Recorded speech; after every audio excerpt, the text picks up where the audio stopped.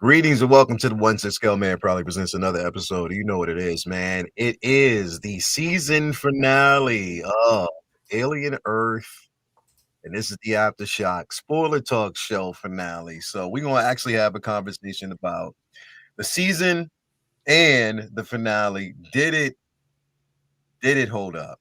Did it do exactly what it needed to do? We're gonna talk about that here in just a few moments. Before we do, hit that like button, subscribe to the channel, hit that bell notification so you are always up to date at what is going on over here on the channel. As always, we definitely appreciate you. Let me bring in this incredible panel, man. Starting off with Maz. What's going on with you, brother? What's up? How you doing, man? Not a whole lot, man. Just glad to be here. I'm glad I didn't make it this past Tuesday. I was down for the count. I barely did my stream. I was kind of like Word. camera gone, just kind of because Word. I misbehaved and partook in something I'm 20 years too old to be doing. Word. And it knocked me on my you know what. So word. So yeah, I was no good to anybody Tuesday. So word. Yeah. I mean, we decided to move because Rob was moonlighting that night before. And so, we had to whatever. Anyway, man, thank you for being here as always. Next up, we got Canada Corey, aka Pink Meat Assassin, in the building. What's going on with you, brother? You doing the sound effects too, bro? Pew pew assassin. Pew pew assassin. It's good. I'm good. I'm actually glad we waited too because I had to shake my moneymaker that night. So it was it was all work the other night. But I'm glad that I've had some time to digest that episode. Yeah. Because I'm like you, I'm mixed on it. Yeah. But I have there are redeeming things to it that help me get over that. So I mean, there's some redeeming qualities to be. So I'm definitely pleased with it. Yeah, it was good, but not great. I'll put it that way. Yeah, it wasn't what it could have been. I'll say that. But like I said, I'll go into that in just a few moments. We'll talk about that in just a few moments. Next up, we got Ben Dog in the building, bro. What's going on with you, man? Chilling, man. Yeah, man. Fun day. Had off today because of the weather, so I was able to get a bunch of organizing done. A ton more to do. Some prep work for some commissions we got coming up. So anxious to get into it. We had a finale for a very unique and original offering of the show, and definitely polarizing on the interwebs. And I think we all have our opinions on it, and I think that one of the good things that we'll get out of this is I love the fact that we got this show no matter what our gripes will wind up being at the episode. Ultimately, I'm definitely glad that we got it. I much rather deal with the issues that we'll all probably be addressing tonight than to have not had it at all. So I was happy that we did get the show on a whole, but there's definitely things to break down and discuss that maybe could have been handled a tad bit differently. So I'm anxious to get into it and hear what everybody else feels those issues are as well. Yeah. Definitely, man. We're gonna have a big discussion in that space here, man. So definitely thank you for being here. Next up, we got the one and only Morrow himself, man. Press X to continue, bro. What's going on, man? What's going on? Well, now we rule. Yeah. All right. This show, I do stand by what I said earlier when I said that it's some of the best Alien we've ever had. Yeah. Certain episodes were better than others. Did it stick the landing? Well, we'll discuss that. Overall, much like Vinny, I'm happy that it exists. Yeah. I'm happy that apparently there's a season 2 Yes. on the way. Yes. So given the ending of this, I'm very happy if there's a season 2 because Yeah. it was left a little more open ended than I thought it would be. To be Very actually honest, I ambiguous, thought it man. would kind of wrap Yeah. things up in a bow, so to speak, and like in one chapter. And it ends a chapter, but and I'm sure we'll get into this here, but tonally there was a shift in tone, Yeah. and I have some thoughts about it. I do have some thoughts about it, but I am thrilled to be here with all y'all. I have some thoughts about that. I have some thoughts about the Mandalorian and Grogu trailer, but that's I guess a conversation for another time. But yeah, there's lots happening. But let's unpack it. Let's unpack it. Let's see. Yeah, Let's see how you feel. we'll see how it goes. Rip We'll the definitely Band-Aid see how off. it goes. And definitely thank you guys out there for being with us here in the chat. We definitely appreciate y'all. Just want to remind you, of course, there is the Halloween initiative that we got going on right now. Again, it started August 26th, running to October 25th. Again, it is our way of giving back to the community. All super chats that we actually get goes towards making sure the kids have costumes, candy for the holiday season, going out to your local Salvation Army, donating to your local Goodwill, to your local schools, your neighborhoods, and just giving them something to enjoy because they definitely need it, man. For real, they need it more so now than ever before. I'm happy because I actually came up with my costume that I'm wearing. Vinny, you should make people dress up for Horathon, bro. Because I'm coming as Larry Dickham, bro. Ah, man, see, that's a whole nother kind of party. Yeah, I'm coming as Larry Dickham, bro. I'm just letting you know that right now. I'll be there as Larry Dickham, bro. I can't wait. But nah, man. Anyway, out there, everybody, make sure that you are donating and putting it into the community, man. We want to actually do that. We got these things, but we want to also make sure that everybody else can enjoy themselves too. So definitely appreciate having you guys here with us, man. Now before we actually jump into today's discussion, of course, I gotta always pay homage to the places where we get these figures from. We get our collectibles, man. First and foremost, gotta give a shout out to Vincent Dunn Art on Instagram and Facebook, but mainly on Instagram. If you go to his Instagram page, the link to his store is basically there. Head on over there, man, because you might find some pieces that you're definitely interested in on the site wide. Again, you got Shop All, you got the original art, Marvel, DC, Star Wars, Harry Potter, Lord of the Rings, anime, canvas prints, vinyl art, reverse glass painting, sketch cover, variant, and stickers. So again, whatever you're looking for, even if you're looking for commission work, hit him up. If you want more specialized and exclusive prints, hit him up. He'll definitely take care of you. Ben, you got anything you want to let him know about, bro? He does it all. Yeah, the only thing to add to that really is regular prints are buy two, get one free at all times. Feel free to jump on over to the IG site and link to the stores there, and feel free to start your Christmas shopping and get your loved ones some stuff for their wall. So, otherwise, you pretty much laid it out for them. So feel free to take a look. Otherwise, appreciate the shout out. Happy to be here, man. Definitely appreciate it. As always, man, appreciate you. Also, you want to give a shout out to my man Ray over there at Underground Figures. That's Underground Ray, making sure that you have everything that you need to proceed. No NRD, shipping and handling is definitely reasonable. Sign up for that newsletter so you are always up to date as to when your figure is going to be arriving or new figures being revealed on site. Top of that, create yourself an account because you never know when it might be free shipping or a discount code on a figure of choice. So hit him up and he definitely got your back. Also, we want to give a super duper shout out to my man Ray over there at Hawk Wars Toys. It's Hawk Wars Ray, proud sponsor of the Figure Flex Friday Facebook group.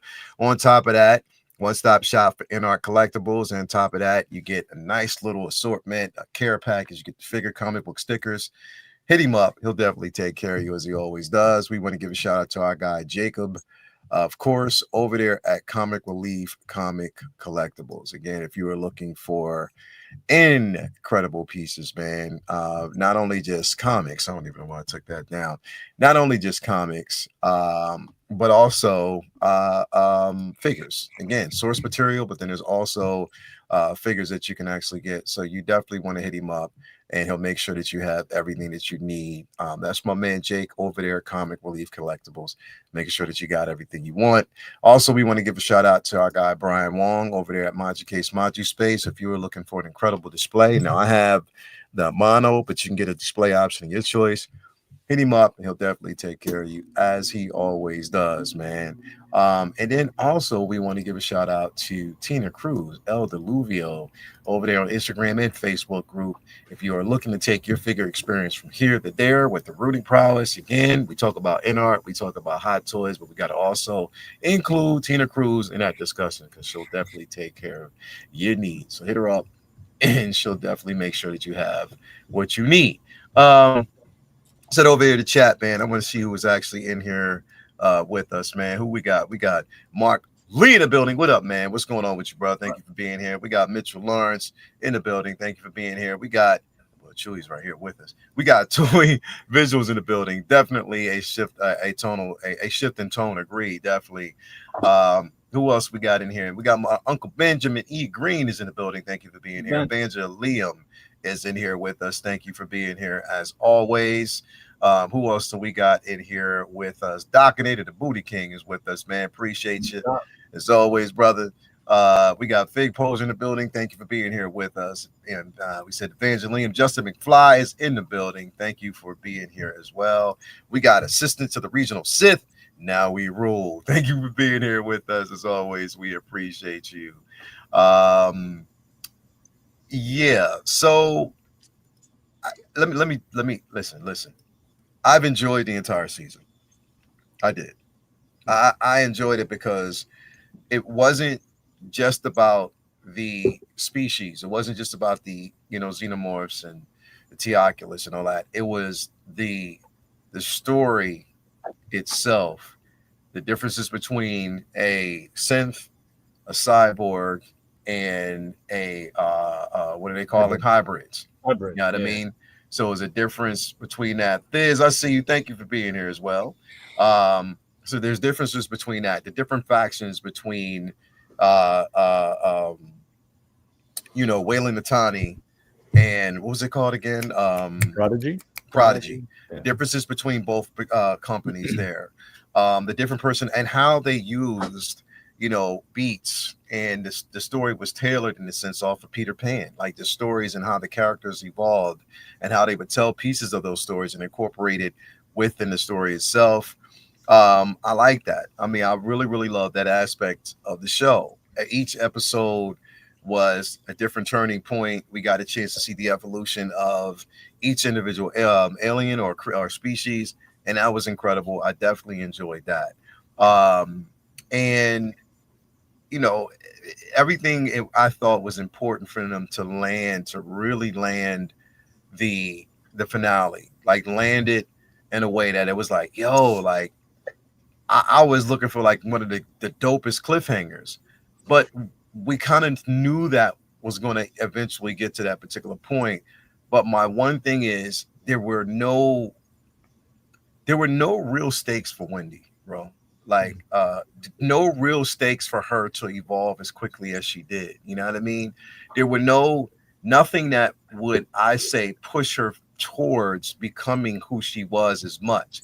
There were only hints of it, like hints of certain things, but not enough to say that her turn drastically like that was, you know what I mean? It just didn't feel, it felt like it didn't feel like her story arc in the end.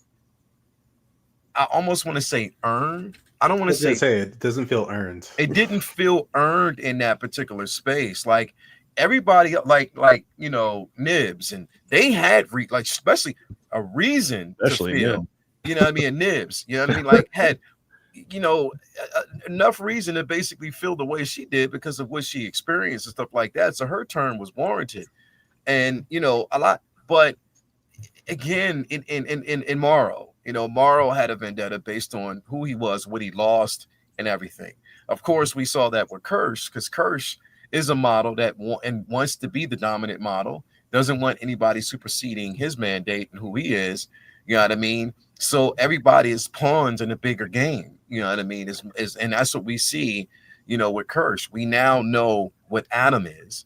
We discovered what we already knew about him, but it was so interesting how that played out because knowing that Boyd created him at the age of 6 years old, yeah, that is incredible. That is a prodigy in itself, incredible mind and whatever. So that all those things said, Wendy also felt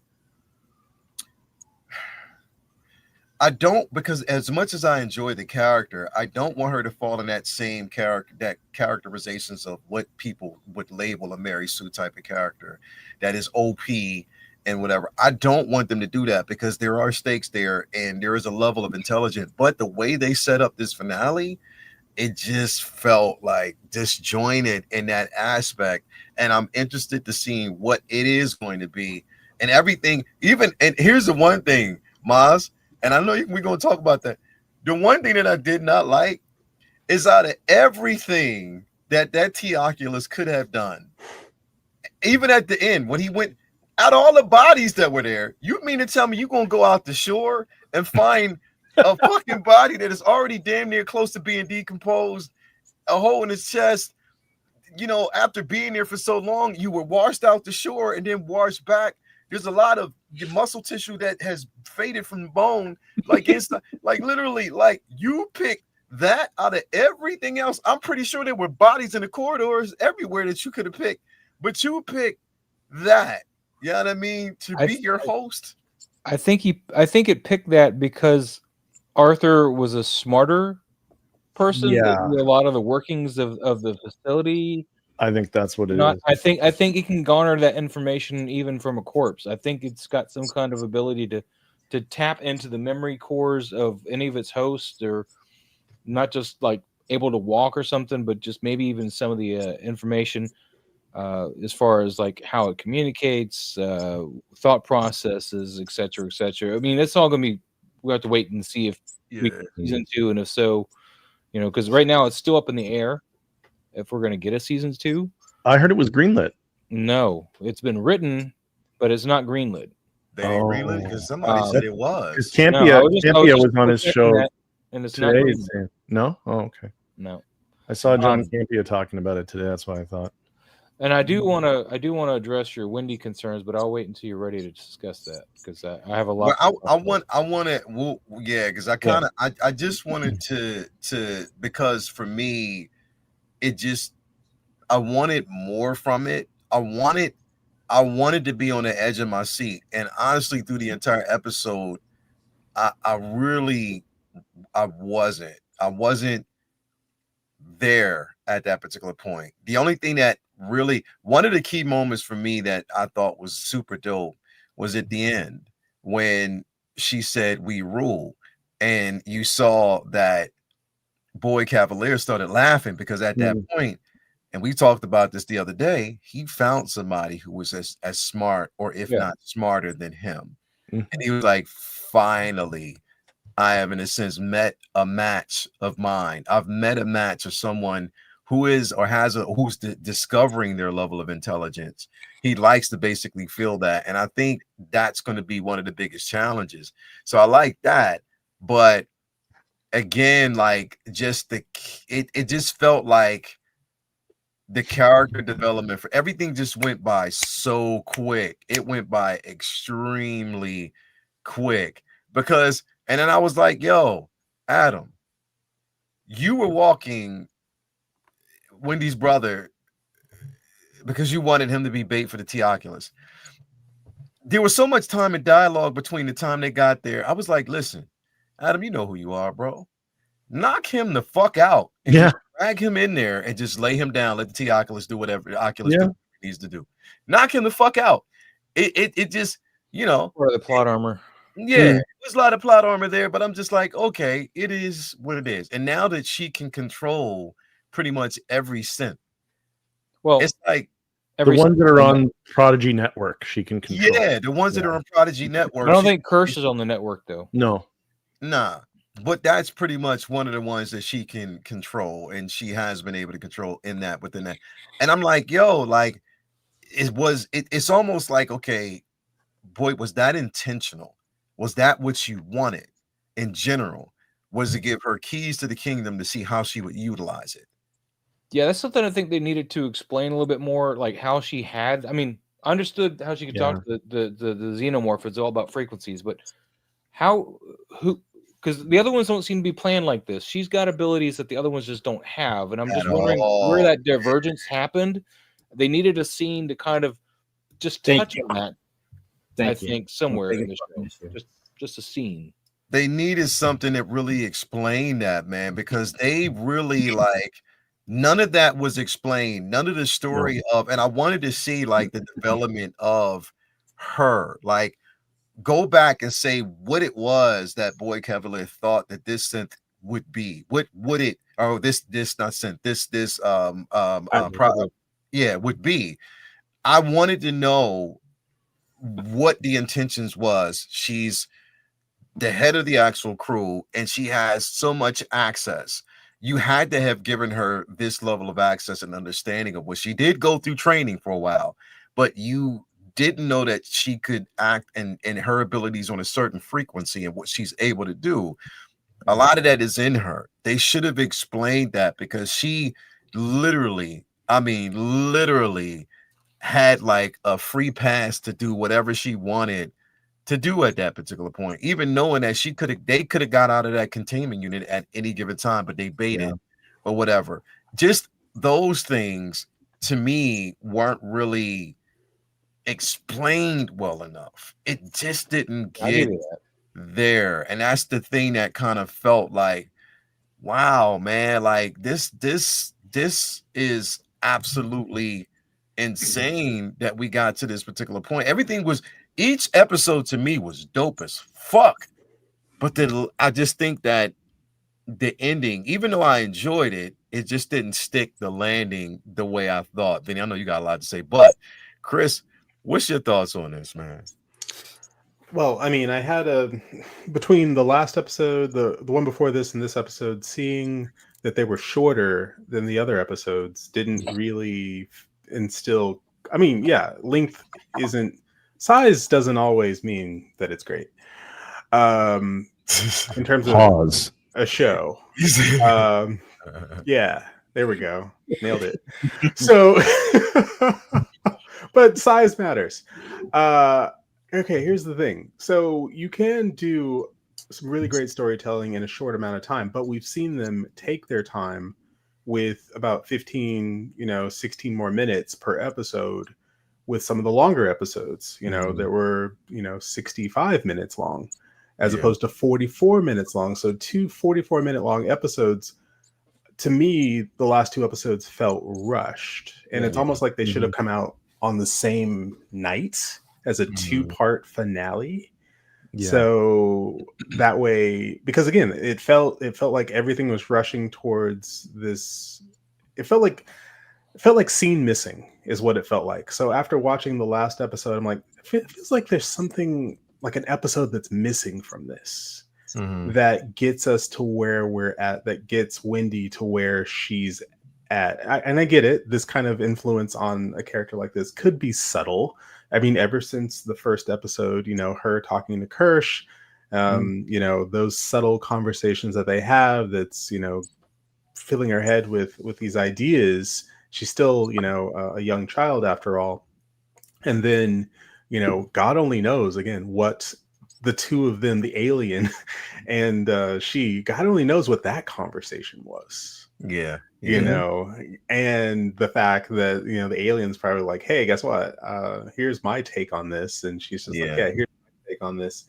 And I feel like there was a scene missing that would have gotten her to the point where she was fully on board with being a hybrid.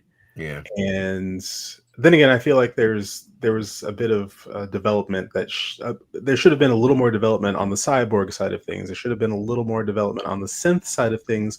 The show was definitely going in that direction, and who knows, maybe season 2 will get us there. But if I'm speculating, they showed a really great scene where they finally see the children's graves. And they showed it twice. They showed it once when in the episode, episode 7, and this is when the kids get to see their graves finally.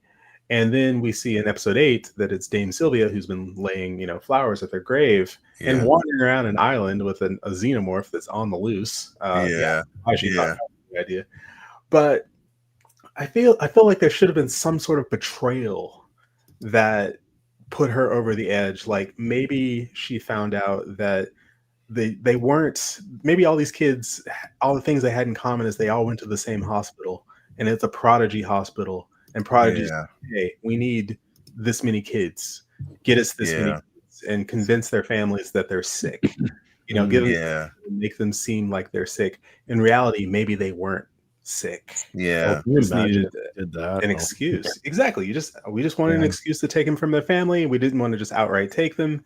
So it would be easier if their family thought they were sick. And if she realized we were never sick, you just made that up, or you made us sick. Even worse, you made us sick in order to take us from our family. Maybe if they actually saw that their family put up more of a fight to keep them, then actually, oh yeah, sure, you can go off and do this experimental thing.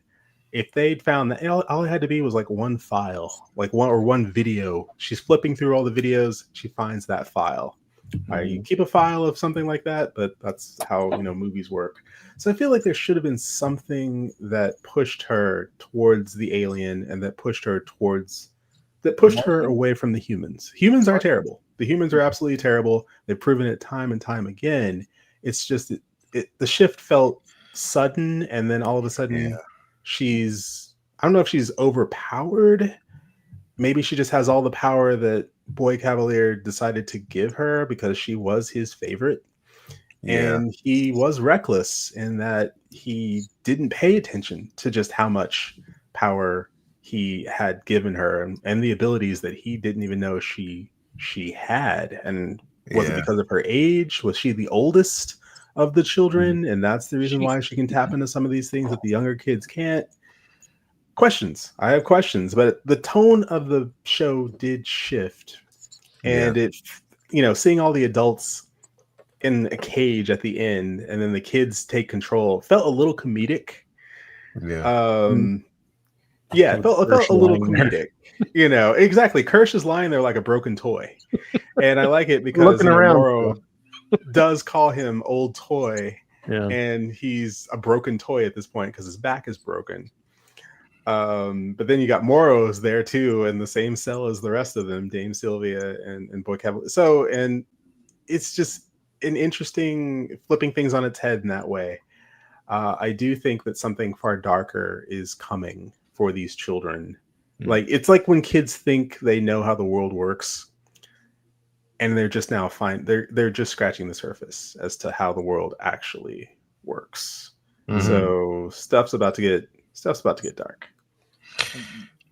Yes indeed. Vinny, your thoughts, man? Yeah. To harken back to what I said earlier, there's so much that I loved about it, and I'm just a little frustrated because with shows like this, there's a lot of just be patient.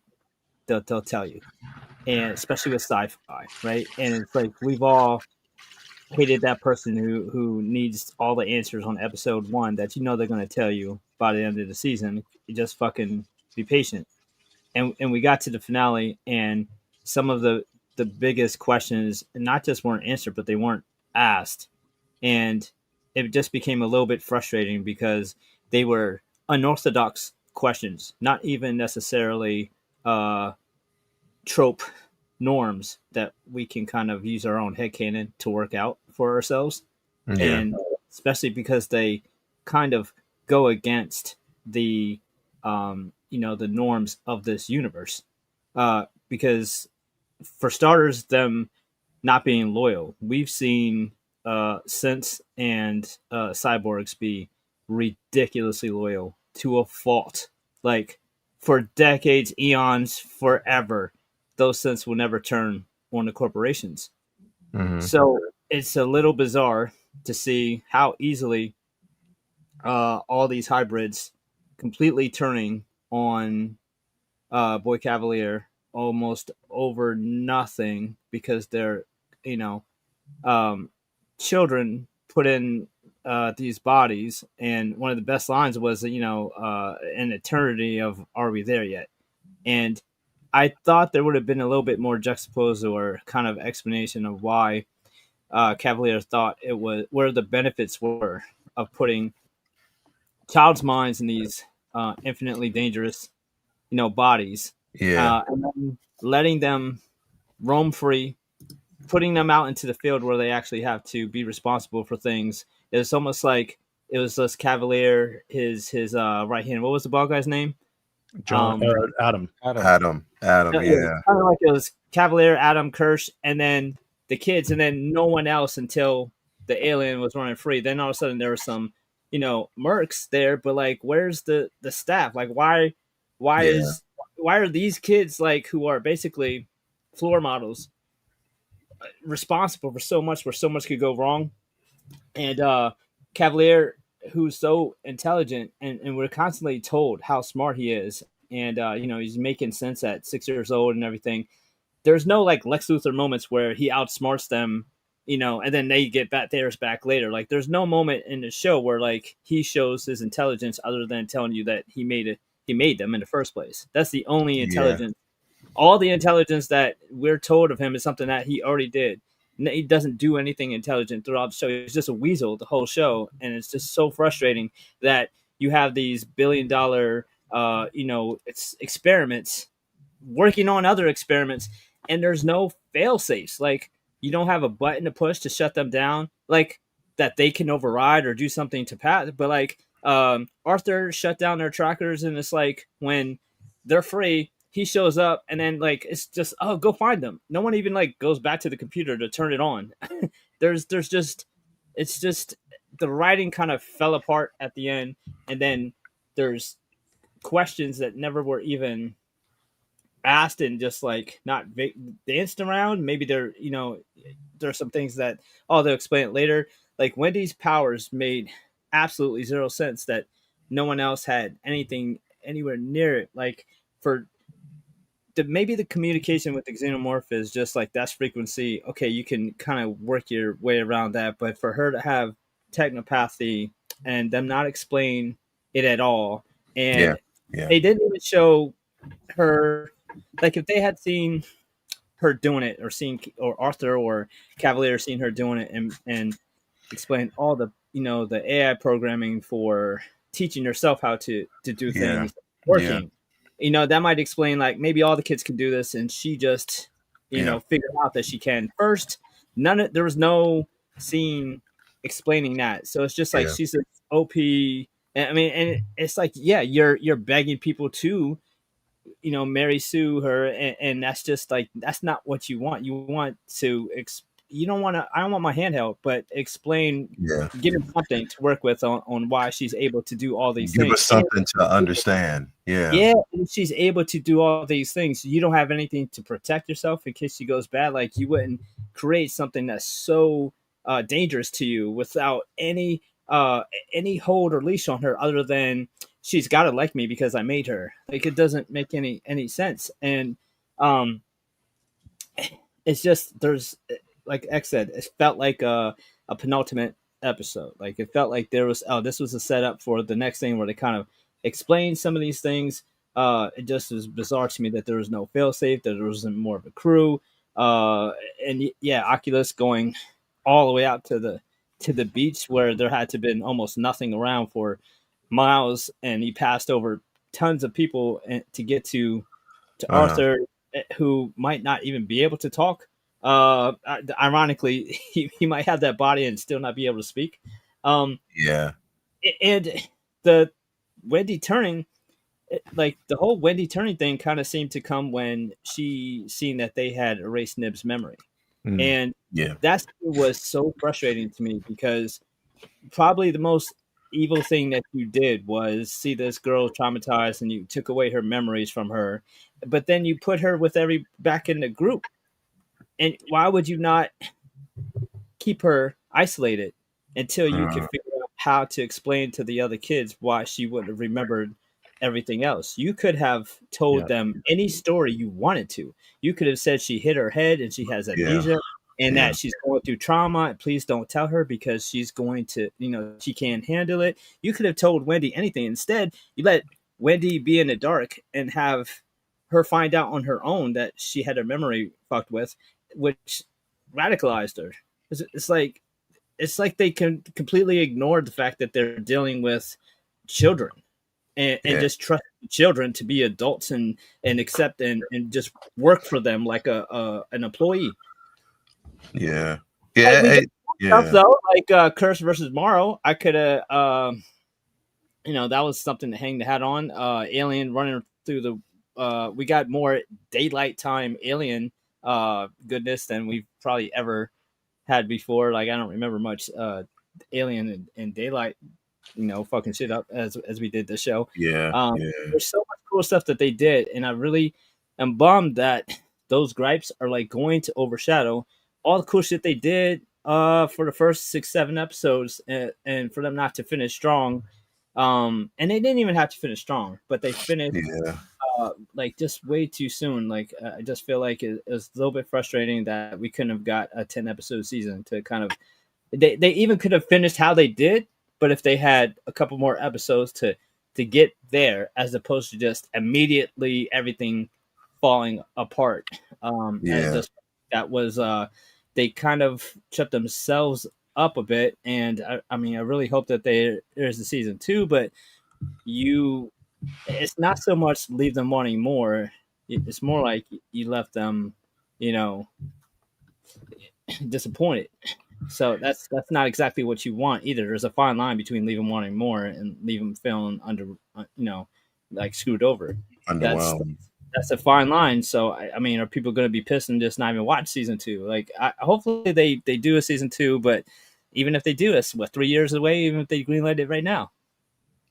Yeah, I think the way this felt to me, honestly, was like a setup. Like this scene felt like a setup for a finale, more than a finale. It felt like it could have been a setup for what would happen in the finale. You know what I mean? We didn't get. I don't know. It just felt. It felt like. It felt like, again, like to me, and I'm not gonna lie, bro. After watching it, even the last couple of episodes, I was like, you know what? I could have used seeing the xenomorphs more so at night. I like seeing that better. It feels creepier. It just feels more. I like seeing now. We can get some daylight goodness, but I just love the stalking aspect of a xenomorph and what that's worth. And that's just me again, but also not accepting. In this, you have to accept the change.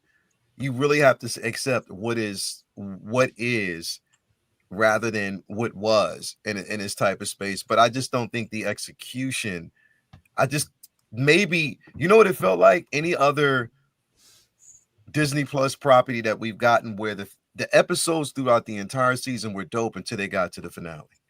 And then they were like, "Oh shit, that's right. We got one more left. Damn." Yeah. It's like when it's like when you're a kid and you're writing on a piece of paper and you start too close to the edge and you forgot you gotta make your name smaller, otherwise it's gonna run over.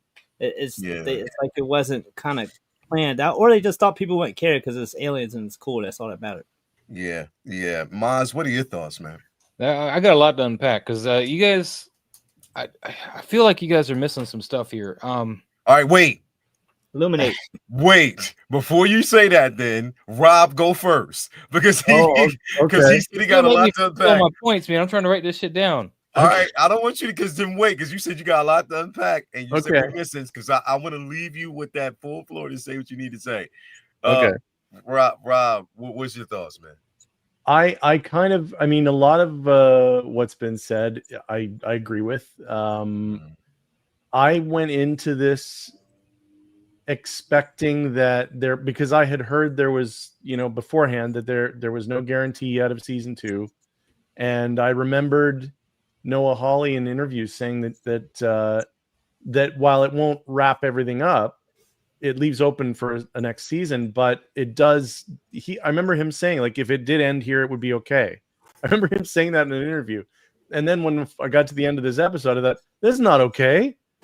If this is it, this is not okay at all.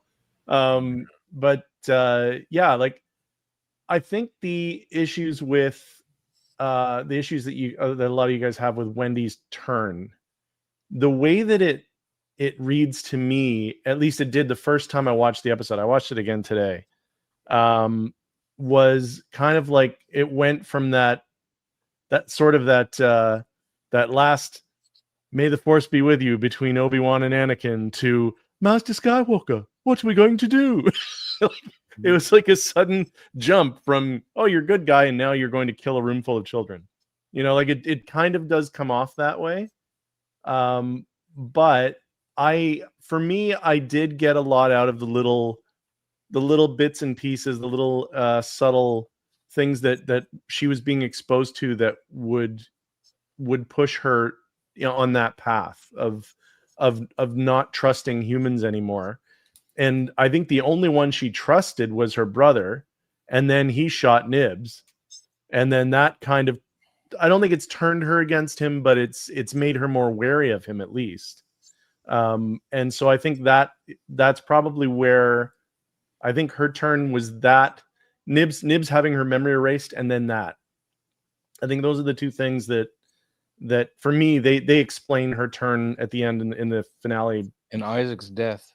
And oh yeah, that's right. And Isaac's death. That's right. Yeah. So her turn wasn't quite as jarring to me, because I still don't see her as having turned evil. I think she's just finally sort of become aware of the fact that no one's going to do anything for her now. She can't really trust a lot of people. She's got to stick with the ones that are honest. And like she said, that's why she likes the aliens, because they're honest. They're not lying to her about anything. They do what they do because that's what they do. Mm-hmm. Now, based on what conversations she's having with them, who knows? I mean, hopefully that'll get explained if they're actually having conversations, or if it's just simple command kind of things. Who knows? But yeah, and the other thing too with the little eyeball ninja there, I think the reason why he didn't pick any other bodies along the way to the beach was because, as we saw from the overhead shots, just about every body between the beach and the complex is ripped to shreds. This is true too. All those bodies were in half and ripped apart. Like, Arthur was a whole body lying right there. So you know what was crazy though about that? Just follow me here. Yeah. The fight between Wendy and Adam and how it happened. Remember, he knocked her brother to the floor, almost damn near knocked him out. And there was a fight between Wendy and Adam. The T-Oculus at that point was still in the room. Wasn't as unconscious, but it was still in the room. Right. The brother was laying on the floor. They didn't cut to that, but the brother was on the floor. Yep. And then once she got done fighting Adam, is when we seen the T-Oculus open up and just, you know what I mean? Yeah, she hacky sacked him over to that side of the room, and then he just crawled down. And he just crawled down, but she was distracted for a minute. Yeah. He definitely had time. He had time. Oh yeah, he had plenty. As fast as that motherfucker moves, he had time. You know what I mean? But it is what it is. I digress. Go ahead. Yeah. But no, I the definite issue I think that streaming shows have, although this isn't just a streaming show because they obviously have commercial breaks for it. But the one issue I do seem to keep having with a lot of these kinds of shows, not just this one, but even the Disney Plus ones, is the 8-episode format. Yeah.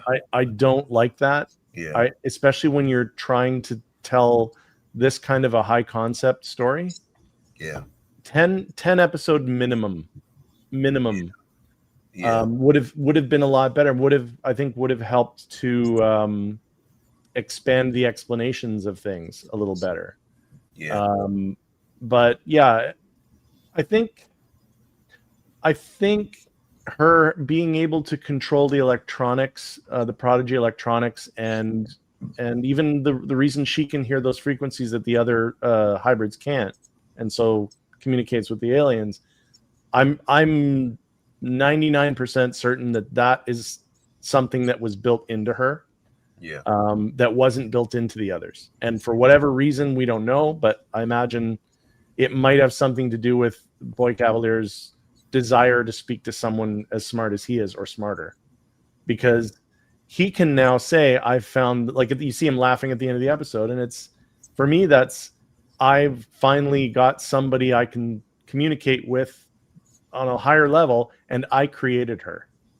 So even if she is super smart, he's still going to, internalize that, and, well, I created her, so I still get, I get all the credit of that. But yeah, the finally getting to see the plant in action was great. Yeah.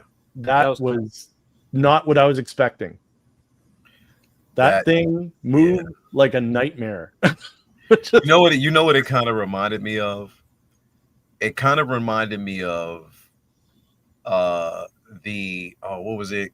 Jeepers Creepers, the way the cape would wrap around the body. Yeah. It sort of reminded me of that. And it just squished her. Yeah. Like, it pulled her up and just squished her. Like, everything was running out. Yeah. It squeezed the fuck out of her. Oh my God. Yeah. Yeah. I mean, some teeth inside there too. I don't know if it's got all kinds of other deadly things going on in there. But yeah, just the way it moved, I was wondering, how is this thing getting around? Yeah. And then there we see it, and it was so fast too. Yeah. That was even scary about it. But yeah, I think this episode for me was more of a, I'm going to say, if I had to rate it out of 10, I'd give it a 6, because I think, I feel like it definitely wasn't long enough. That's absolutely a fact. It should have been at least an hour and 10 minutes. I would have wanted. But given what we've got, and the fact that I'm very confident now, I think, though, that there will be a season 2. So I'm comforted by that. That I think we are going to get all these answers to all these questions that we didn't get any answers for yet. Mm-hmm. Like, I was expecting them to explain why she's, even if they don't explain why she can talk to the aliens, have them explain why she's able to hack into all the electronics. Like some kind of an explanation for something. The only kind of thing we got was that Adam is a synthetic, which I suspected for a while. So I was not. I knew that, how fast his reflexes were when he caught that ball. I was like, he's a synth. He's definitely a synth. You can tell. And I'm glad that he is, because now it makes there's a lot that makes sense now about the way he is. But like, and the backstory of his father, that was interesting. Yeah.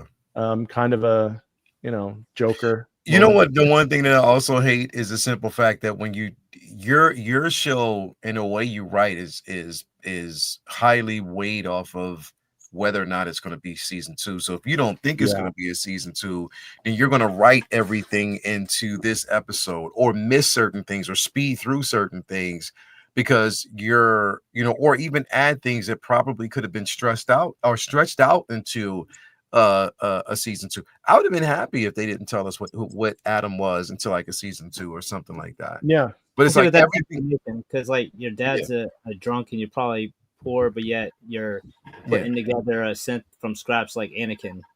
Yeah. That's what I'm saying. Like, if you weren't already rich and had like resources. Yeah, and you, so it's I don't know. I digress again. I just thought it could have been. And here's the thing: I'm not saying this because I don't like that. I love the fucking show. I love the fuck out of this show, bro. I enjoyed every weekend, but I'd be remiss if I didn't kind of just go at this episode a little bit, because it wasn't as full as the other episodes were. It's set out of love. Yeah, it's set out of love, but I still enjoy it, and I'm still hopeful for the show because I think it's super dope. Maz, here we go. Yeah. You all are wrong. Maz, you All right. have the floor now. Let's see, where should I start? All right, first off, Wendy is a lot older than the other kids. Yeah. You guys paid attention to her tombstone? right. She had a whole bunch of overgrowth there. She'd been around maybe more than a year than before those kids shown up. Yeah. So with that in mind, she's also told that she's going to be taking care of these kids. That they be like the big sister, right? That's the impression she got from Boy. Yeah. Yeah. So once Big Sister sees that Nibs is getting her brain wiped by who's supposed to be trusted, Boy, Clear and crew. Yep. Isaac's dying, although they're supposed to be special and immortal, and yet he's not going to bring Isaac back because it's cost too much money. Yeah. I mean, they're not special anymore, and that just set her off. Mm-hmm. You know, because she has been lied to. Whereas, you know, as you know, Chewie mentioned, the aliens don't do that. You know, she's able to communicate with these aliens via this frequency that she's hearing. We find out, you know, the second episode that she can hear this, right? So it's not necessarily because the alien is tied to her brother's DNA. It has nothing to do with that. I'm actually okay with that particular portion of it. They did also show you that she was able to hack the CCTV and watch her brother and stuff. That was way early on, and they did mention that, you know, they allowed it because they thought that, you know, it was an interesting little test of her abilities, etc. I'd have to watch that episode again, but they saw it and they allowed it. I don't think they understood how much she would have control over if she was left to learn more of that system like she did. I'm not saying that she should have been able to turn off Adam the way she did. Yeah. That was a little bit too much for me. I was like, oh, but I understand that Adam would be on the network because Boy can't live without having somebody at his beck and call, and he'd rather be able to just, Adam, this is what I need from you. Yeah. And he's on the network. You just tell him. So maybe that's why it's okay. But Boy, I mean, he made these kids not necessarily just to make kids. He wanted to make people immortal. So he needed to put brain inside synth to make them immortal. That was his whole goal. That was his whole floor plan, you know, or you know, floor model thing that he was talking about there at the last episode. So yeah, he put the kids in there, but given that his whole tie to Peter Pan and the fact that he thinks that he's the boy genius, he's always looking at himself as a kid. And then he feels like these kids look at him as a kid, and there's no reason why they shouldn't be able to trust each other, right? I mean, this is his ego coming into play here, but he thinks that he's a kid, they're a kid, we're all good. He doesn't even plan for it because he's thinking like a kid, we're a kid, we're all good. Yeah. So yes, should there have been security protocols? Sure. And I think that Kirsch did turn on the tracking again. That's how they found her at the boat. I think he turned it back on. We just didn't get that scene. Yeah. Because they were laying wait. They knew where she was going. They did all that. So, but Wendy lost her faith in Boy Cavalier the moment Isaac died because they're supposed to be immortal. Nibs getting her brain wiped. I mean, she's told repeatedly that they're special. Yeah. And then he just went and said, I lied. You're not special. I don't know. I thought it was very interesting in the way that she grew up, you know, and she started, I mean, she really, really got past Boy Cavalier. I mean, she called him out as a man. Yeah. And you know, at 6 years old, he's a man. He learned what death is. And I mean, go back to the movie The Crow, you know, the Michael Wincott says, you know, my daddy always said that the moment you learn that you're going to die is when you become a man. Yeah. I mean, you kind of throw that kind of line back in there. And the moment he killed his dad, he definitely did become a man. He became a man. And then I love what she said to her brother about complicated, though. You know, this is what powerless people say to make doing nothing okay. I mean, she's picked up so much. I mean, you've got to remember, she's got a computer helping driving that learning. So she's been around at least a year longer than the other kids. She's, you know, been tapped into the CCTV. We don't know how long. You just kind of guess. It was before the other kids. So she's been hacking that system for quite some time. I don't know why they didn't lock her out of it. Yeah. I think Boy was too interested to see what she could do, because again, he wanted somebody up on his level.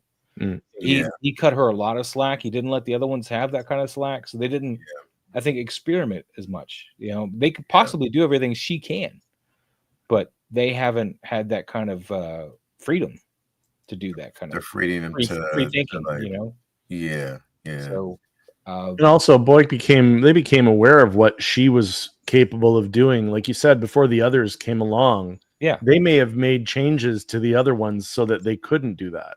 Very possible too. Very possible. Because that, they saw she was doing this, and they thought, okay, we'll leave one as an experiment, but make sure the others don't have the same. We need to kind of tweak them, because they can't have like all 5 of them hacking the system. I think they needed a little bit more like play on the difference between her production and the others, or just maybe something letting, being a bit more. I mean, we wouldn't know how old she was, but that gray was the only thing to tell us that she's way older than those other kids. As a synthetic, she's older. She's been around as a synthetic in that body, learning what that body can do for probably about a year. I mean, if you're given by what was left on that gravestone when you first see it, before it gets cleared off from her brother. So yeah. Keep that in mind. It's not as hard to believe that she can do what she does. It's just you kind of want a little bit more exposition on it as a viewer. So just got to look at it. That's true. I mean, I think Boyd Cavalier's weakness is his curiosity. That's one of his biggest weaknesses, because he gives too many passes at that point. Well, and his ego. And his arrogance. And his ego and his hubris has been his biggest weakness. He's the smartest person in the room. Exactly. That's the problem. And even, like I said, at the end, him smiling, like everything is a joke, but it's because of how he views and sees the world. Like, he's careless in the sense that he's, been a mastermind behind the trillions that have been made. Based on the simple fact that his dad was slaughtered. He did say he made the sense, his father at that point, and made the companies believe that his father was dead. You know what I mean? Or not, or Adam took the place of his father. Adam took the place of his father. And which makes me realize that the faces that we were looking back at the entire time, those faces might have been, different faces of characters that he created along the way. You know what I mean? Like aging up. You know what I mean? So that's what it kind of made it feel like. But I even with that said, even with all that basically being, again, I don't want to say that I didn't enjoy it. I just think the turning points, it wasn't enough meat on the bone to flesh it out. You know what I mean? Like, to kind of make it believable in that space. Now, I will tell you what I did. What I did enjoy, what I liked. I mean, listen, we knew this shit was coming. We knew that this shit was coming. I didn't think he was going to get his back. I didn't think he was going to get his back broken. No, but we knew it was coming. And then even Morrow, in his own hubris, slipped up and got choked out. He got he got a little bit, beside himself at one point, and ended up in the wake of that getting like really, really, really fucked up. You know what I mean? But I loved I literally, bro, like, Morrow was in my opinion, the MVP of the entire season, because he got caught monologuing though. You know what it was? It was like a big wrestling match where the company doesn't want either guy to look bad, so they set it up so Morrow got him, and then Curse got his back, where no one looks bad because they both won and they both lost. Yeah, they both definitely did. I just felt that actually needed to slow down on the monologues, bro. You could have won that fight if you'd have just shut the fuck up and shot him, bro. Like I was sitting up there like, come on, X man, don't do what you do on the show, bro. I was gonna say I love a good monologue. You know, like if anyone's got a monologue, it's gonna be me. Bro, like he got caught up in that monologue so much, and Curse was like, "Yeah, come here real quick," and then just choked him out, bro. Like the shit was just hilarious. But again, I thought what was interesting, the most interesting parts about the show definitely were Kirsch and Morrow and their dynamic. You know what I mean? Because you have it's a power struggle even within the droids themselves, with the droids, with the synth, the cyborgs, and the I keep forgetting the fucking hybrids. Hybrids. You know what I mean? There's a struggle between all of them, at that point. Just like it's the dope part about this show is the struggle. You've seen like the power struggle between a lot of this shit. The struggle between the hybrids, between the synths and the cyborgs. The power struggle between the species, the creatures itself. The power struggle between man in general, who has the most powerful corporation. It was a power struggle throughout the entire show. You started seeing that dynamic. And then people within their own hubris, like, getting kind of caught up. There was a power struggle with even, the hybrids. Who was the smartest one? Who was the favorite? With Curly. I thought they would have done more with Curly too. Yeah, bro. There was a lot between her and Boy Cavalier that just kind of went away. It didn't go anywhere. Yeah, they kind of abandoned that. Was going somewhere. I thought she was going to be what made it all fall apart because of her jealousy of Wendy. But Curse tomorrow was phenomenal, and I think that Curse was one of the most intriguing synths that we've ever seen in a way that, despite the fact what I said before about how extremely loyal they were, he was definitely loyal to Cavalier, but in a different way than everyone else because he lied to him. Like he was on that ship watching footage of everything going to hell, and he was like, "Yeah, everything's fine, boss," and not because to the viewer at the time it looked like he was betraying Cavalier, but no, he was just like, let's see what happens, and then he knew like when he would get there, he would clean it up and then use it to his advantage, not necessarily to betray Boy Cavalier, but maybe because he was worried he wouldn't be able to, clean up or do what he wanted to do with the results of those experiments. Because you've seen him like, get out of here, they can eat you. Like he didn't want Cavalier to kind of in his way. He wanted to run the show when it came to the experiments and having control over what was going on with the aliens. And that was a lot of like free thinking for a synth that we hadn't seen before. They're usually super just corporate men. So it was really interesting because ultimately it was in service of Boy Cavalier, but he definitely had his own agendas too that just coincided. And Cyborg too, man, Morrow really kind of was doing what he needed to do for Wayland, but he also was acting off of vengeance and revenge. Yeah, he definitely was. And again, that he had the Wolverine Age of Apocalypse arm. He did. Yeah. He did. I was just like, bro, like, the I was like, come on, X, you got this, bro. You got this, bro. You can make it happen, bro. But they beat the hell out of him, bro. I don't think I've ever seen nobody with clothes with that eye was nasty, bro. Yeah. Bro, you know what that eye reminded me of?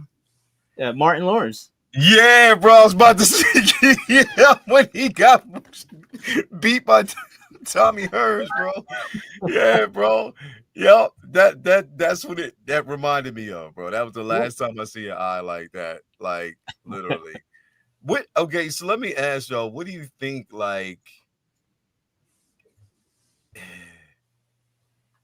how would you do a season 2? Like, how would you start? I tell you what I want to do. People are throwing around Predator. Stop it. Yeah. Stop it. No, we're not there yet. Stop it. Yeah, not yet. Would you that too much? That's ridiculous. Yeah. Like they're showing up with a ship of predators. Like, stop it. No, they're not. Yeah. Would you basically think that do you think they should do a time jump? No. It's kind of hard to, man. They only got landing on the island right now. Yeah, they only have so much real estate in terms of time between this the events of this show and the events of the original Alien film. I mean, doesn't everybody kind of have to die? I mean, well, the thing is that how much more can you really do on an island? But then again, they can't get off the island. Like you can't have the world in general find out about the xenomorph. It's like if Rogue One ended before they got blown up. I mean, you would still know that end is coming. So it's like maybe if they timed, how much could you time jump? Because that's what I mean. I don't think they can time jump very much. I think they have to keep it within. I think everything has to go to hell when Wayland shows up and they all die somehow. So that's what I'm saying. Like, would you basically have now that Wayland? I mean, because again, they would have to know. I mean, come on, you have Morrow there. They have to have some type of tap into him to know exactly what is happening, to know exactly that. Boyd Cavalier has been captured. He's been held captive. They are all held captive by these hybrids. And now is our chance to move in and take what it is. Do you think that it should start like a synth hybrid war at this particular point? Like they should just move in and start like taking, basically a confrontation, like overtaking like a power struggle more so than anything right now. Do you think that something like that would happen or could happen in season 2? Well, Wendy has no cause to trust another human being now. Other who's on thin ice as it is. Mm-hmm. So I don't see her saying, "Oh, sure, Yutani, come get these creatures." And plus, I think she's grown a connection specifically to the xenomorphs that she would give those two up anyway. Yeah, they're part of her. So she's like the dragon mother from fucking, she's like the dragon mother of dragons, the mother of dragons. Does it bother anybody else that they even listen to her in the first place, even if they can't understand her? No. Well, the first one she bonded with, like it imprinted on her because she was right there when it came out of the lung. I think that one just has a natural bond with her. The new one, the one that the younger one, I think it's following the lead of the older one. Right. So if she controls, if the older one does what she wants, then the little one's going to do what the other one does. I think she would only lose control of them if they brought a queen in. Like I know it's like like riding a dragon into battle is the trope. Of course, it's cool, but does it take away from the ferocity of a dragon that they can be tamed? You know what I mean? Does it take away from the xenomorph's mythos that you can control it? No. Yo, I just had this silly ass thought. In the middle of the fight between Kirsch and Morrow just looks at the camera and goes, "Cheese," and then Winston just grabs and chokes him out. Yo, X, bro, the shit had me dying the entire fight, bro. I was like, y'all can hear your voice the entire fucking fight. Oh no! I mean, you guys see when you get choked out. 10, 9, 8. Press X to continue. I didn't press X. Booty back up. It gets booted back up. I don't know. I think. Again, Wendy can't, because not only just she can't trust humans, but almost damn near can't trust synths either at all. Like, well, really she got Kirsch in the cage with the rest of them. Yeah, so, they can't be trusted. So again, it's just them. It's them on that island. It's them now. Her control over the xenomorphs. At this point, you have the damn T-Oculus controlling the body, just roaming through streets until what? I guess he finds a more capable body at that point. Probably. Well, it's still on the island. It's not off the island yet. Yeah, but I'm just saying, even roaming through the island. I need to see him reunited with his wife. Just imagine that. Oh wow! Yeah, that's definitely gonna be a scene. Yeah, shambling. Arthur's body might direct the T-Oculus over there. We don't know. I mean, like I said, whatever memory might be left in that. I also think it's kind of fucked up. She put Curse like way the fuck up on the top bench. Like, why you He can't get down. He can't like, walk. toss him up there? That's fucked up. Yeah, they did. Why you put him on the top bunk? His bag's broke. That's fucked His up. bag's broke. Like he can't move. He can't do shit. His shit is fucked. Well, you saw Boy was tied up, right? Yeah, he was tied to the bars. He was tied to the bar. That shit was crazy. Like that's what I'm saying. Like Morrow is all chained up.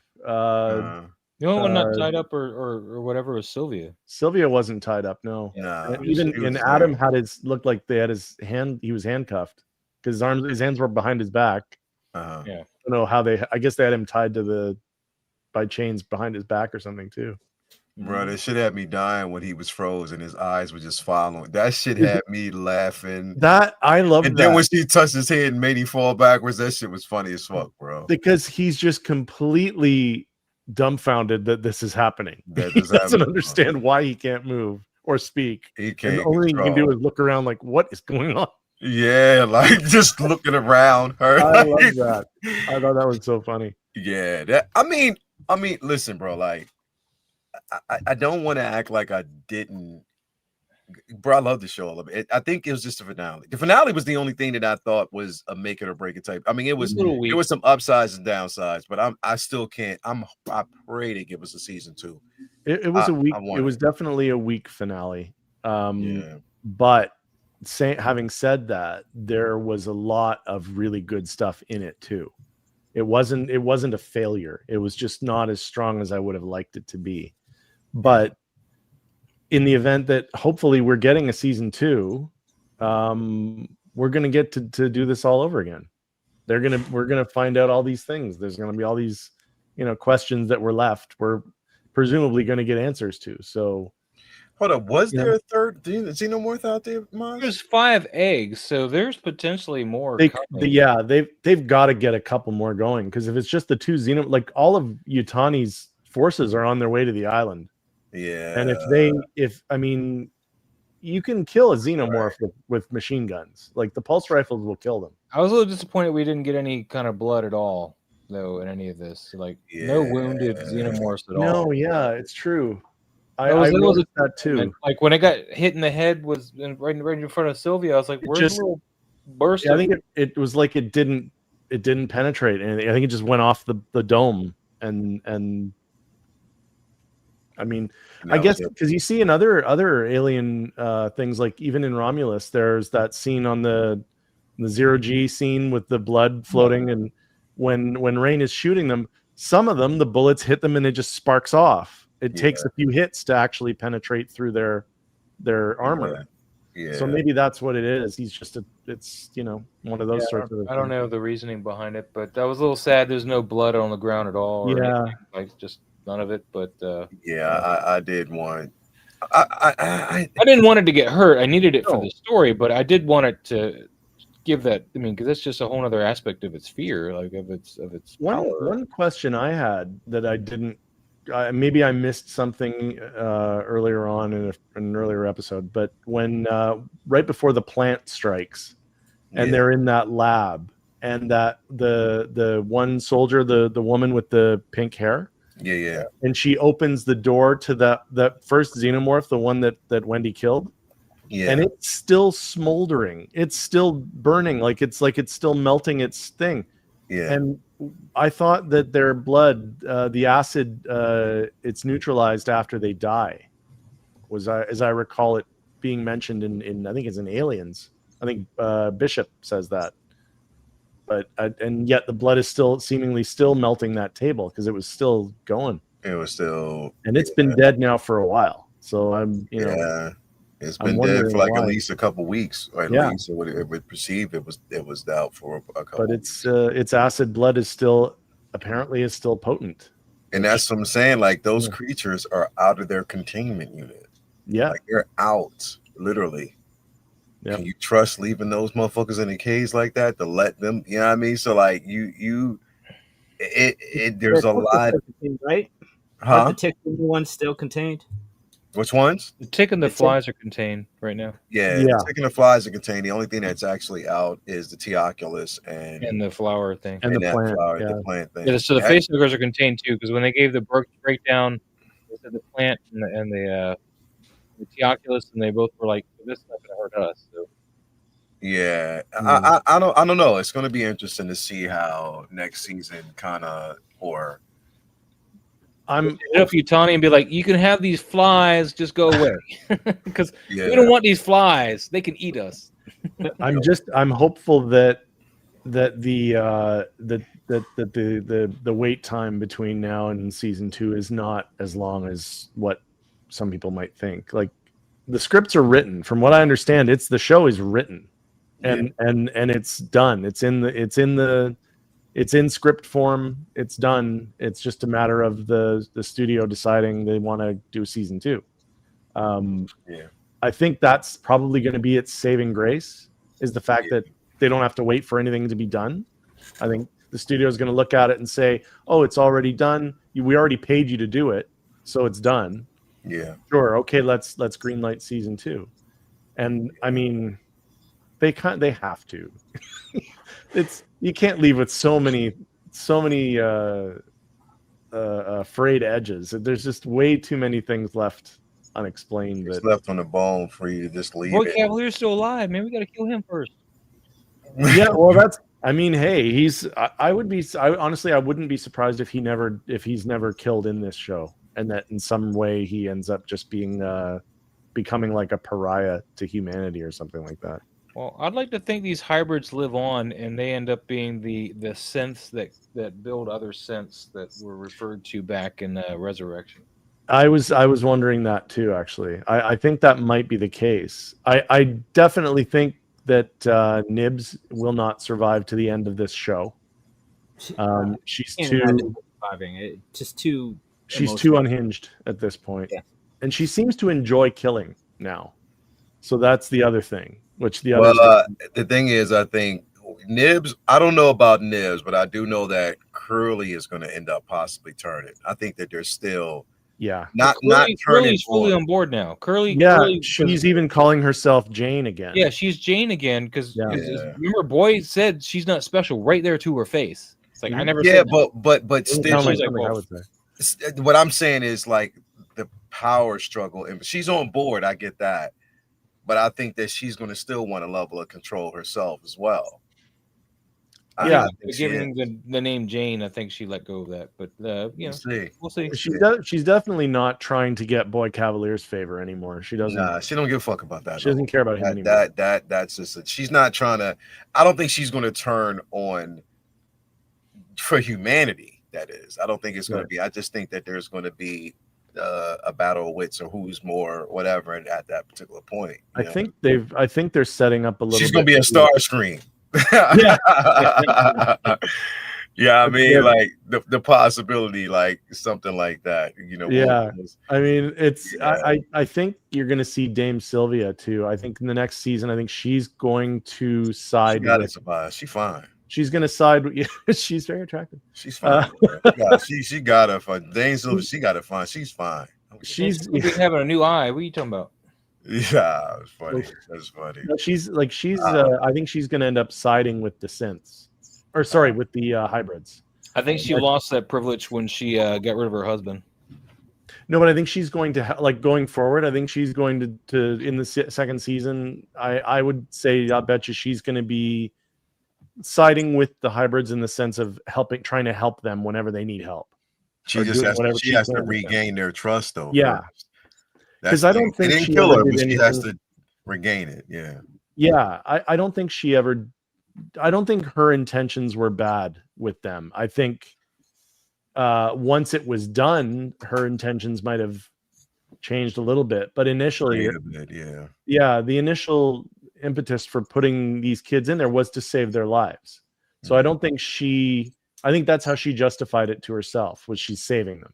So I think her heart was in the right place. So I think she's got a good chance, I think, of getting their trust back, at least to an extent. Hopefully. But for her sake, she better anyway. Yeah. Anyway, man, like, listen, here's to a season 2, man. All in all, I enjoyed the entire season. Like, it was some of the best, dramatic sci-fi I've seen, and I'm gonna love the structure of the show. Yeah. Even incorporating story form, and it just made it that dope. The last show that was like this for me, that I've liked in terms of sci-fi. I don't know if you guys have seen it. It was during the pandemic. It was on HBO. Raised by Wolves. Did any of you watch that? Season 1 only though. Season 2 went to shit. Yeah, it went to shit after season 1, man. Oh my god, I loved that show. I wish they Foundation's better. I'm trying to get into, bro. I am trying to understand fucking Foundation, bro. Oh, you won't really understand it for like 2 seasons. Bro, there's a lot of time traveling and Foundation on. I'll check it out. On there. Bro, you gotta check, because here's Vinny. There's nothing for me to spoil because I'm still trying to understand it myself, so I can't tell you shit. It's on Apple TV. It's I haven't watched it. It's either dope, though. Don't get me wrong. It's really dope. The premise of it is dope, but I'm just trying to understand the fucking premise, man. It's just taking me a while to get there, bro. So Silo was another one on Apple TV. If you haven't watched that, that's really good. I like Silo a lot. Well, there's good sci-fi out there, and this show was among them, I think. Yeah. So it definitely deserves a season 2.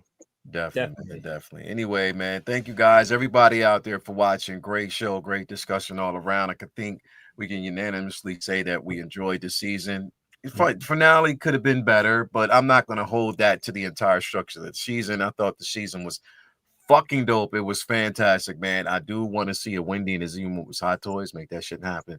Yes. I do want to see this. We might, especially they always wait to the season finale to give us shit. So we just got to see how it's going to work. But again, thank you guys for being here. Andy. Me too. Hell yeah, I want Andy, bro. Vinny, what's going on, man? What you got going on with you, bro?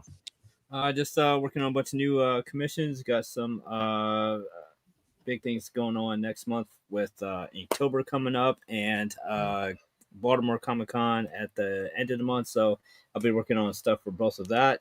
Otherwise, just you'll see us on Comic Talk with Friends on Monday, and we'll be going over new comics and a whole bunch of other stuff going on in comic industry and comic movies and all that good stuff. Peacemaker, Gen V, etc., etc. So there's a lot to break down on Monday, and other than that, just looking forward to the next round. Hopefully the next round of this too. Hopefully it's not 5 years from now before we get season 2. Yeah. So hopefully I always hate when they wait for the show to be over to greenlit. It's like you knew if you wanted to do a season 2 way before the finale. So that always makes me a little nervous. So hopefully they don't drag their feet and greenlight it, because it's gonna take a couple years at least from when they say okay. So hopefully they say okay sooner than later, because the way shows are made and produced and done nowadays, everything takes so long. So hopefully they fast track it. Let's get more. Let's get to season 2. I don't think it needs to go on for multiple seasons, but I think a season 2 where Wayland shows up and chaos ensues, and then we get a kind of a Rogue One to wrap it up. I think would be fun, because I want to see more Morrow. Yeah, simple as that. Yeah, definitely. I want to see more Morrow, bro. He was dope as fuck. Like one of the dopest. Carol, X. Once you sign that contract, bro. Yeah. For season 2, man. Hold out for more money. Hold out for more money, bro. Like you proved yourself the first season, bro. Mate, let them. Look, I need more money. Just bring it my way. I got shit to. You know what I mean? Anyway, X, what's going on with you, bro? I'm gonna try to go to Target tomorrow and get myself a Mr. Strawberry doll if I can. Just to reenact that moment. Mr. Strawberry says, "Fuck off." I just was rent free right up here. Yo, that shit was crazy, bro. Ripped off the motherfucker's jaw too. Shit. Yeah. Oh, nibs. Yeah. But no, I'm looking forward to going back into this and watching it, rewatching it I always like watching these kinds of things back to back. again. Yeah. Because the finale, anytime, you know, it's so rare that a finale to anything, you know, sticks the landing the first time, just because your expectations get in the way. You know, And then when you watch it back against the expectations total, being yeah. expectations being the thief of joy. Yeah, true. And there's, you know, my expectations for the finale for this were I wanted it to be darker and I wanted it to be more definitive. You know, where it's like, you know, okay, let's say you didn't get a season 2, would this be a satisfying show? Yeah. This ending is definitely hinges on a season 2. There are too many open-ended questions. There are places to take this where it could go. I don't know. There were a lot of compelling questions and, you know, things that were brought up in this show that they kind of let go and didn't, you know, follow through on. And I think those are threads we could pick back up in season 2 when we start to, you know, some of the things we never got to see. We never got to see a whole heck of a lot of what people outside of the island are actually doing, and the actual world outside of this island. What's at stake if these aliens actually get off the island? What is at stake? You know, what would the world look like that these, you know, hybrids, if they did get off the island, what would the world look like that they would be inhabiting? You know, what does the world look like that Ripley left behind? That's the stuff I want to see, that I think could really contextualize these giant, you know, struggles between these massive corporations, which are essentially, yes, they're countries, but they're corporations now. And yeah, we got to see how the really well off live, and Boy Cavalier and all of them, you know, very well off. But it's like, what's middle class look like? Is there any middle class? I have a feeling there's no middle class I'm going to say anymore. it looks a lot like Soylent Green as far as the rest of the world. Yeah, I was like, what's the, well, you know, there's the Utani's area, there's Prodigy's area, and we got to see, you know, where her brother was staying and the fact he couldn't afford his own place and all that stuff. But we got to see some of the conflicts that were happening, but I want to see a little more of the world that they inhabit. This is the opportunity to blow open, you know, this universe and show us, you know, you've already shown us stuff we haven't seen, and I love it, you know. And I'd say take it further, you know, like live in this world that you're creating, flesh it out, you know, make it a living, breathing thing, and then tear it down. In typical, you know, alien fashion. Slums in Romulus, so we know Wayland types are super rich, and we've seen the slums and people living in like camps and stuff in Romulus. There's got to be a in between. Yeah, I think it's Soylent Green and Cherry 2000. I think it's a mix of those two. Yeah. I'm just curious. I just want to see more. More that's not on the island. You know, you see so much. You didn't even see that much of the island, to be absolutely honest. No. Yeah. You know, so maybe show us more of the island. There's got to be more to it than what's there. But also show us, you know, what's outside of the island. I mean, what's Utah? I have a feeling Utani herself didn't go to the island. She's back, you know, where she's back in her area. So, you know, what's that look like? You know, just flesh out the world. A bit of world building goes a long way. But I liked what I saw, and I can't wait to delve back into it, because it was some of the best Alien that we've had in a hot minute. And of course, again, Alien, Predator, all that stuff. Lots to look forward to. Badlands. I mean, I'm excited for Badlands. Yeah.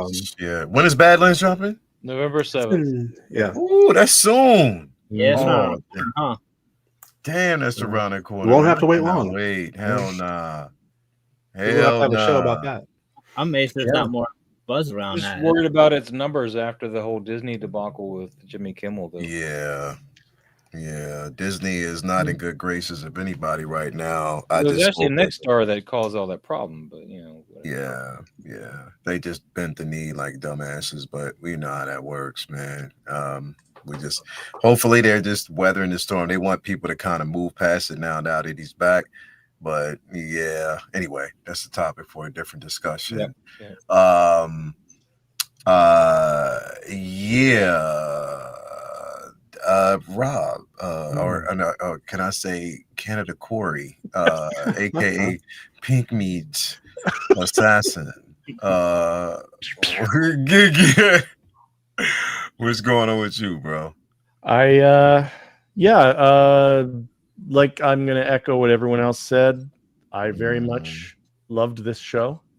I agree the ending did not quite hit for me, but I still enjoyed it. Yeah, so yeah, I'm very excited to see season 2, and I hope we get it much sooner rather than later. Yeah. But yeah, it's definitely going to be something I'm going to sit and watch. I'm going to binge it and watch it from beginning to end and just see how it flows. Yeah. But yeah, we'll see how that goes. But I finally did my my Indiana Jones review. So I just got to edit it, and now I'll put it up tomorrow afternoon, I think. Okay. So that'll be sort of a fun thing to do. But yeah, I'm looking forward to Collector's Lounge on Sunday. Yeah. I'm really looking forward to talking about my experience with that brown suit Wolverine. Yeah. And those Anakins that are on their way. Yeah. The two different. There's definitely going to be discussion. We're going to talk. Oh, and that Predator. Yeah. Oh my God. They did a comic Predator. Yeah, that bro. blows me away that they actually did that. Don't stop there, Hot Toys. I know. Keep it coming. Because I was so excited when I saw that. Now I'm like, okay, where will that fit in my collection? Yeah, definitely. I have Jungle Hunter on the way too, right? So it's like, okay, how do we make this work? But yeah, when I've got myself RSVP'd on that. So that all of them, I've RSVP'd on all of them. I didn't get an opportunity to order that Anakin like you guys did. I never saw that. It just went straight to RSVP. Yeah, I didn't even. I got it through Ray over there at Underground. So that's where he still has a few. We talked. We definitely talked. Yeah, man. Thanks for being here, brother. Thanks for having me. Yeah, this was fun. As always, man. Appreciate it. Maz, what's going on with you, man? Man, thanks for having me this whole time, man. I'm glad I was part of this panel. I know I'm a lot to deal with. What? Nah, bro. You good? But I love the show. I do agree that last episode was a little bit of like a hiccup. Like, yeah, I think that everything they did there was fine. It's just that it seemed a bit rushed. Yeah, if they'd had more time. Well, they had the time too. That's the thing. They just didn't utilize it. They utilize the time the way they could have. Yeah, that's true. That's true. Because they could have spread it out between 2 episodes. If they had the advantage to do something like that. I don't know. I don't know. But I love all the cast, man. Just amazing. I can't wait to see more stuff from all of them, man. Yeah, I'm completely smitten with Sydney Chandler now. He's cute. I'm just like so cute, man. Did you say he? Because that's she. You said Mom's crazy, but nah, man. You don't think she's cute? What? I do think she's cute. I was about the man that laughed. I'm just too old, bro. You gotta figure. I'm just an old man, bro. Like I want to hear it, man. I'm just as old as you are. I can say she's cute. Nah, she has cutie, eyes, bro.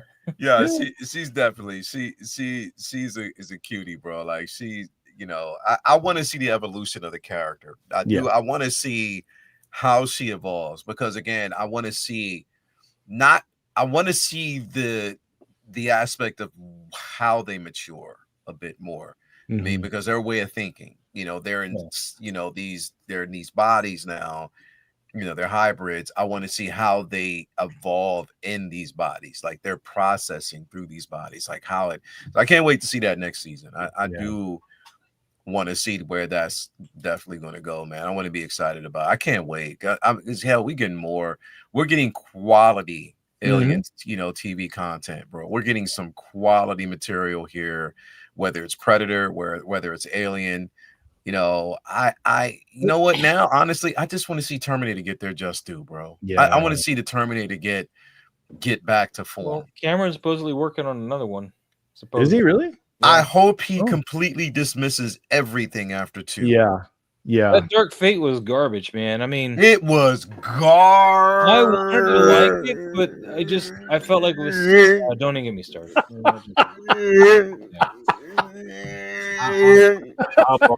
I dug it. Benjamin, do I think Hot Toys will do 2.0 of Makiko? I can't say. I can't say if they'll do a 2.0, Benjamin. Really. What is it? This is Makiko from AVP. Female Predator Warrior. I don't know. Wait, is that a third party or? It's Hot Toys. No. It's a Hot Toy. Yeah. They did that? Yeah, she's old. When? Old. She's old. Oh, is it really old? Okay, yeah. They got a 2.0 her. Well, I mean, I love to get a seamless body on her because I mean, you can't move her to a seamless body because this is part of her leg. Yeah. So you would only get the foot and not this piece, unless it's just annoying. But they've done now that they've done Broken Tusk, they have to do her. They have to have her another one. Well, this is from a different story though. This is later on because in the original AVP comics, she's the Wayland Yutani kind of person. She's just wearing her. No, I know, but I mean, like for the fact that they've done the Broken Tusk or in general, they could 2.0 her. I'd love it. I would love it. And I want an Ahab, and then I want Predator from Predator #1. I want that one, the one on the cover of that book. Yeah, definitely, man.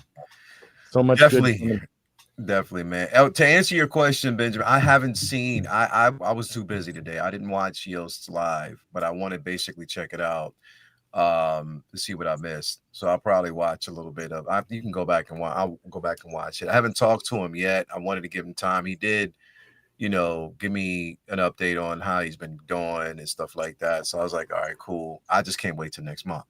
Mm-hmm. I really can't wait till next month. That's going to be an event, and I do. I mean, we're about 1 month away, aren't we? Yeah, I can't wait. I definitely can't wait. So I'm just crossing my fingers just to see how this goes. So we'll definitely catch up here shortly. But yeah, man, thank you everybody out there for being here. Of course, we'll be back. Definitely be back because I got some thoughts too. About the Mandalorian trailer. So we'll be back next Thursday. Actually, we can't talk about it. I forgot. Y'all can go ahead. We can't talk about it with any. We can give our overall thoughts, but not in a sense of it was revealing. Because Vinny, I'll tell you this much, and it's not a spoiler. Now, I'm not saying it. I'm just saying how I felt about it. I was watching a 4K version of the TV show. That's what it felt like to me. I mean, the beauty of not watching trailers is they can't spoil stuff, and they also can't give you they can't let you down either. So I it's a bad sign for it because a trailer, by definition, is just a fucking highlight reel, the best of it. So when people don't enjoy a trailer, that's usually a bad sign because here's a bunch of clips of the coolest moments, and if that doesn't win people over immediately, that's tough because even famously, some of the worst movies we've ever seen had cool trailers because it's not hard to put together 1.5 to 2 minutes of cool stuff from any movie if you edit it right. So I still think there's time to change the name though. Like they could have went with, Mandalorian. This is the way. A million other titles because they're doubling down on this. Mandalorian and Grogu is for the people who don't even call him Grogu. Yeah. Yep. It's for the people who don't even know his fucking name is Grogu. Like you might as well have just fucking called it Mandalorian and Baby Yoda for all the trouble you went into making. Or Mandalorian and Green Fucker. I was gonna say, just call it the Mandalorian and then give it a subtitle. Do that. It's everyone is going to that movie counter. I'm here to see the baby. Like, I would like to see the baby. And honestly, I don't even think Favre likes it, bro. I think he, you know, he's at mercy of the company and corporation that wants to sell this shit for merchandising. But we'll because I This is definitely a want to talk longer about that. I conversation. was gonna This say gonna be a this longer is conversation. Yeah. We'll get into that. We'll get into that. Merchandising. Yeah, we'll talk about that next Thursday on Mm. Uncivilized, because we'll definitely have that discussion. That's right, you leave. When do you leave, X? I leave on the 8th. Okay, so we got time to, Yeah. and we'll be back next Thursday to talk about that more so in Mhm. detail. Uncivilized Scoundrels, of course, on Sunday. Comic book talk with friends. We got a lot to talk about, bro. Cause yeah, we got. Did you watch the zombie Joan, bro? I just watched the first one. I already have a fuck ton to say about it, so I'll Well, have the other. I'll leave it I'll have the other three because watched by tomorrow, probably. because yeah, I'll leave it, bro. Because please watch it, because Disney made the fucking mistake. They made the fucking mistake that they always make with these fucking what if shows, bro. I hate all of them since season 1. I'm so tired. I'm so fucking tired of the Infinity Stones, bro. I'm tired. I'll watch the rest of them, but Well, no, they did that. What I'm talking about, the what if, like, where they kept including like the infinity aspect of. I'm tired of that shit. Let's move on to something else. But we'll talk about that on Also, Monday.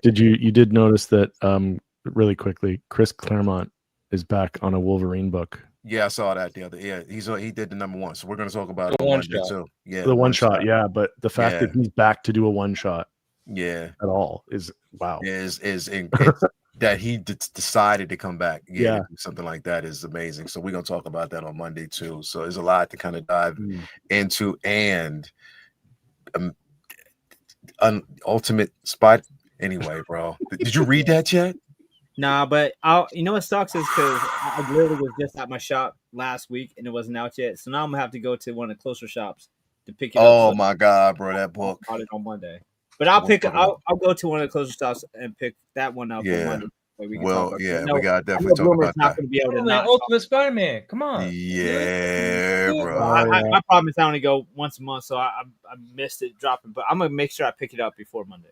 Yeah, definitely pick it up. Anyway, thank you guys out there for another great show, man. Tune in next week.